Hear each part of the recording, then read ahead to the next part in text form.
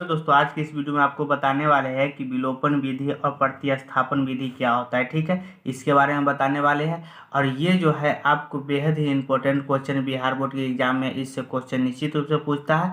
समीकरण को हल करना होता है और विलोपन विधि से हल करना होता है और प्रतिस्थापन विधि से हल करना होता है।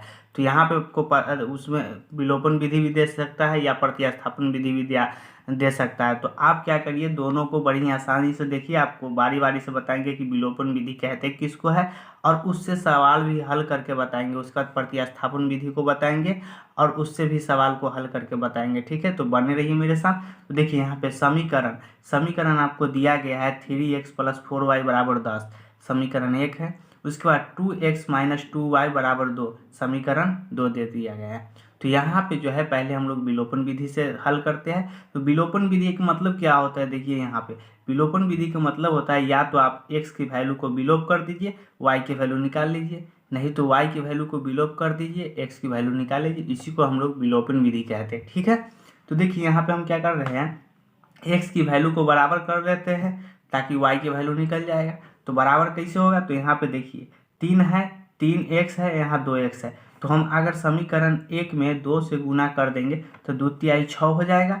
और इसमें समीकरण 2 में हम 3 से गुना कर लेंगे तो 3 दूना 6 हो जाएगा। ठीक है, तो देखिए यहाँ पे जब हम गुना करेंगे तो कितना नया समीकरण बन के तैयार होगा। देखिए 3x तो 3 दूना 6, तो 6x प्लस 2 से गुना करेंगे तो 4 दूना 8y बराबर 10 दूना 20। उसके बाद इसमें गुना करेंगे इससे तो 3 दूना 6x, यहाँ माइनस है तो यहाँ पे माइनस होगा।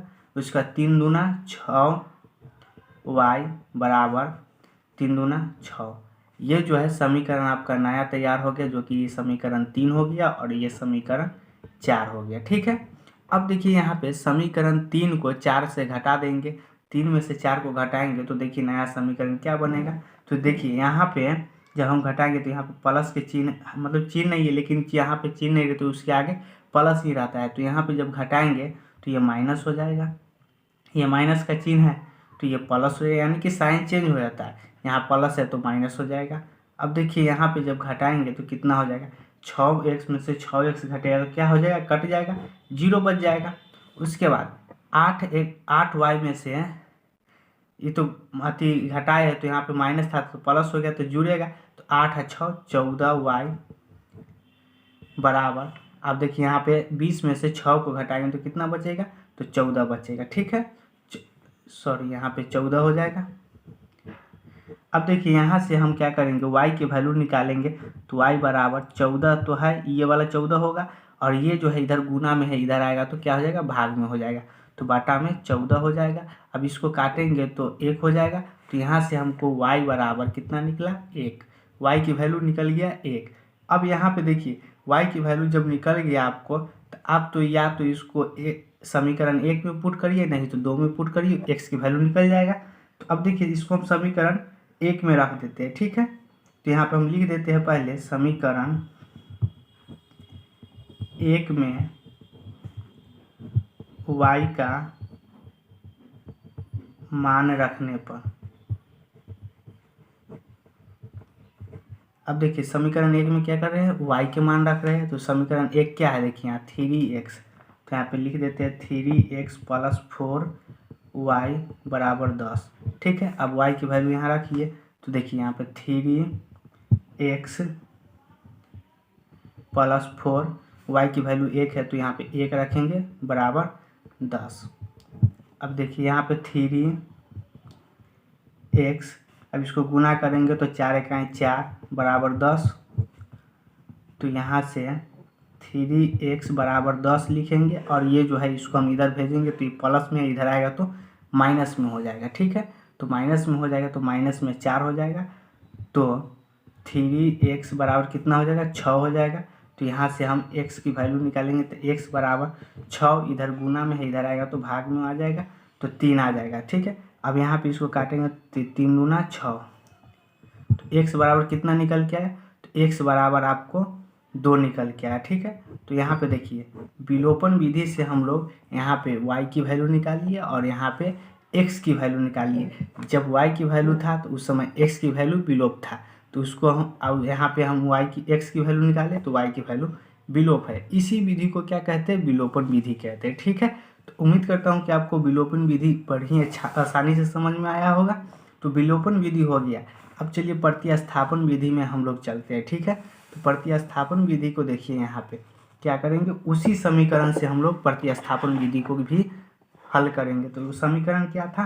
तो समीकरण देखिए, तो देखिए यहाँ पे समीकरण तो वही ले लिए जो ऊपर लिए थे। अब इसको प्रतिस्थापन विधि से हल करते हैं। तो प्रतिस्थापन विधि से हल करते हैं तो देखिए यहाँ पे पहला समीकरण में हम लोग चलते हैं। पहला समीकरण क्या है? 3x + 4y = 10। ठीक है, अब यहाँ से हम पहले x की वैल्यू निकाल लेते हैं। तो x की वैल्यू निकालेंगे तो देखिए यहाँ पे 3x बराबर ये 10 है, तो 10 ये प्लस में है तो इधर आएगा तो क्या हो जाएगा? -4y हो जाएगा। अब यहाँ से हम x की वैल्यू निकालेंगे तो x बराबर क्या हो जाएगा? तो 10 - 4y बाटा में, ये गुना में है, इधर आएगा तो भाग में, तो 3। ये जो हो गया आपको x की वैल्यू निकल गया। ये वैल्यू क्या हो गया? x की वैल्यू निकल गया। अब इसी को हम लोग क्या करेंगे? समीकरण 1 या 2 में पुट कर देंगे, वहाँ से y की वैल्यू आपको निकल जाएगा। ठीक है, तो पहला वाला में हम लोग एक में रखे थे समीकरण, चलिए इसमें हम लोग 2 में रख के देखते हैं। तो समीकरण 2 में x का मान रखने पर, समीकरण 2 में क्या कर रहे हैं? x का मान रख रहे हैं। ठीक है, तो देखिए यहाँ से हम लोग 2 क्या है? तो 2 यहाँ पे देखिए 2x - 2y, तो 2x - 2y = 2।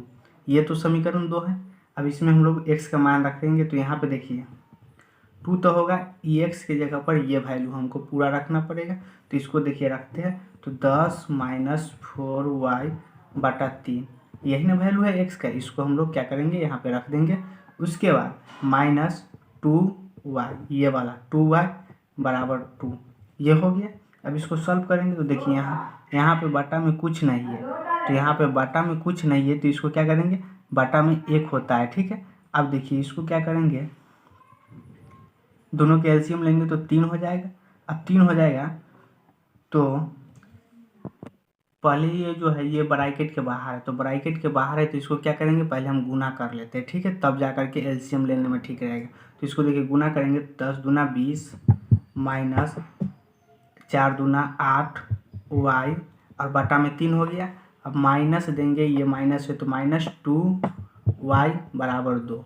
अब देखिए इसको क्या किए? ये ब्रैकेट के बाहर के दोनों के साथ गुना हो जाएगा, तो दोनों के साथ गुना कर दिया, बटा में 3 है तो 3 लिख दिए, -2y = 2 लिख दिए। ठीक है, इतना तो समझ में आता होगा। अब देखिए यहाँ से हम क्या करेंगे? ये दोनों, अब यहाँ पे देखिए, यहाँ पे इसके बाटा में कुछ नहीं है। अगर बाटा में हम अपना मन से 1 दे देंगे, मैथ के पहला नियम कहता है किसी भी संख्या में 1 से गुना भाग देने पर कोई भी परिवर्तन नहीं होगा। ठीक है, तो या फिर गुना भी करिएगा 1 से तो कोई परिवर्तन नहीं होगा। तो यहाँ पे देखिए हम अगर यहाँ पे 1 दे देते हैं तो क्या हो जाएगा? भिन्न के घटाव हो जाएगा, और भिन्न के घटाव हो जाएगा तो बड़ी ही आसानी से आप लोग सॉल्व कर सकते हैं। तो देखिए यहाँ पे दोनों के एलसीएम लेंगे तो दोनों के एलसीएम कितना हो जाएगा? दोनों के एलसीएम 3 हो जाएगा। तो हम यहाँ पे ले रहे हैं तो दोनों के एलसीएम जो हो जाएगा 3 हो जाएगा। अब यहाँ पे देखिए जब 3 से यहाँ पे हम 3 में भाग देंगे तो कितना हो जाएगा? 3 से भाग देंगे तो 3 1 3, 3 मरते में मतलब 1 मरते में कटेगा, तो ये 1 मरते में फिर गुना करेंगे 1 से तो फिर उतना ही हो जाएगा। कितना? तो 20 - 8y हो जाएगा। ठीक है, उसके बाद देखिए यहाँ पे जब 1 से भाग देंगे तो 1 से भाग देंगे तो 3 मरते में कटेगा, और 3 मरते में कटेगा तो यहाँ पे हम पहले माइनस के चिन्ह दे देते हैं। ठीक है,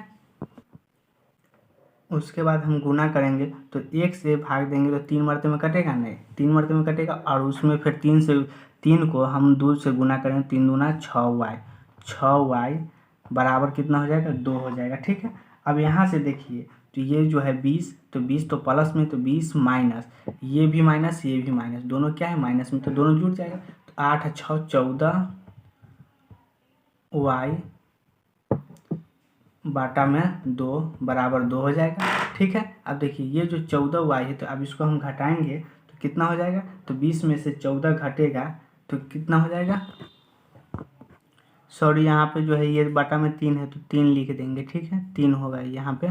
उसके बाद देखिए यहाँ पे तो 20 माइनस 14, सॉरी यहाँ पे 14y बराबर 3 दूना 6 हो जाएगा। अब 6 हो जाएगा तो देखिए यहाँ से हम क्या करेंगे, इसको जब घटाएंगे तो 20 में से 14 को घटाएंगे तो आप कितना बचेगा, तो 20 में से 14 को घटाएंगे तो 6y बराबर 6 बचेगा। तो यहाँ से y बराबर क्या हो जाएगा, 6 से 6 जब कटेगा तो y बराबर 1 हो जाएगा। ठीक है, अब देखिए यहाँ पे y की वैल्यू निकल गया कितना, 1 निकल गया। तो ये आपको y की वैल्यू निकल गया। उस विधि से भी निकाले थे, विलोपन विधि से, वहाँ भी y की वैल्यू कितना आया था, 1 आया था। ठीक है, अब इसको क्या करेंगे हम लोग, समीकरण 1 में या 2 में पुट आउट करेंगे तो वहाँ से आपको y की वैल्यू, x की वैल्यू निकल जाएगा। ठीक है, अब देखिए यहाँ पे समीकरण 1 में y का मान रखने पर, अब देखिए यहाँ पे y के मान हमको मालूम हो गया, तो y के मान क्या करेंगे, समीकरण 1 में रखेंगे। समीकरण 1 क्या था, 3x + 4y बराबर 10 था। ठीक है, अब इसमें आप y के मान पुट आउट करिए, तो 3x + 4 गुना y की वैल्यू कितना था, 1, तो 1 रख दिए बराबर 10। तो यहाँ से देखिए 3x बराबर 10, ये प्लस इधर आएगा तो माइनस, तो 4 1 4, तो 4 हो जाएगा। तो 3x बराबर कितना हो जाएगा, तो 3x बराबर हो जाएगा 10 में से 4 घटेगा तो 6 हो जाएगा। तो यहाँ से देखिए x बराबर 6 बटा, इधर गुना में इधर आएगा तो भाग में 3, तो ये कटेगा तो 3 दूना 6। तो यहाँ पे फाइनली आपका जो वैल्यू आएगा वो x का वैल्यू कितना आया था, तो x का वैल्यू 1 आया था, सॉरी y का वैल्यू यहाँ है, y के वैल्यू 1 आया था, तो y की वैल्यू 1 हो गया। और x की वैल्यू कितना है, तो x की वैल्यू 2 आ गया, तो x की वैल्यू 2 हो गया। तो उम्मीद करता हूँ कि आपको विलोपन विधि और प्रतिस्थापन विधि दोनों समझ में आया होगा। यहाँ पे y की वैल्यू 1 और x की वैल्यू 2, उसी प्रकार से यहाँ भी बनाए थे। तो यहाँ पे देखिए y की वैल्यू 1 आया था और x की वैल्यू कितना आया था, 2 आया था। यानी कि विलोपन विधि और प्रतिस्थापन विधि दोनों से बनाएंगे तो वैल्यू वही आएगा, बस विधि दोनों को अलग अलग है। तो आपको एग्जाम में जिस विधि से कहेगा बनाने के लिए उसी विधि से बनाइएगा। तो मेरे साथ जुड़ने के लिए धन्यवाद। फिर मिलते हैं नेक्स्ट वीडियो में, तब तक के लिए बाय।